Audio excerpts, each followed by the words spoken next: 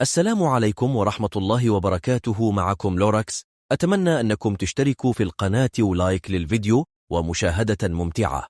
آخر مواجهة بين نادي الهلال السعودي ونادي الاتحاد السعودي كانت في الدوري السعودي الممتاز في الموسم الحالي من 2023 إلى 2024.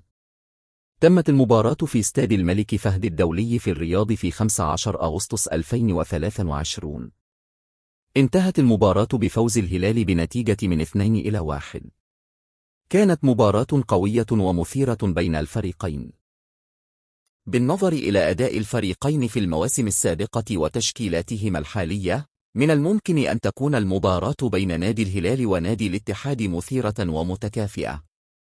يجب أن نأخذ في الاعتبار أن كرة القدم ليست علم تنبئي ويمكن أن يحدث أي شيء في المباراة. قد يكون لدى الهلال أفضلية نظرا لقوة تشكيلتهم وأدائهم الجيد في المواسم الأخيرة، ومن المتوقع أن يعتمد على نجومه مثل بافيتيمبي بوميز وسالم الدوسري لتحقيق الفوز. من جانبه، يعتبر الاتحاد فريقا قويا ولديه لاعبين مميزين مثل رومارينهو وفهد المولد القادرين على تحقيق النتائج الإيجابية. ولكن يجب أن نذكر أن كرة القدم مليئة بالمفاجآت والتحولات، وقد يؤثر ذلك على نتيجة المباراة. ستظل التوقعات مجرد تخمينات، وعليه فإن النتيجة النهائية ستكون مفتوحة حتى نهاية المباراة.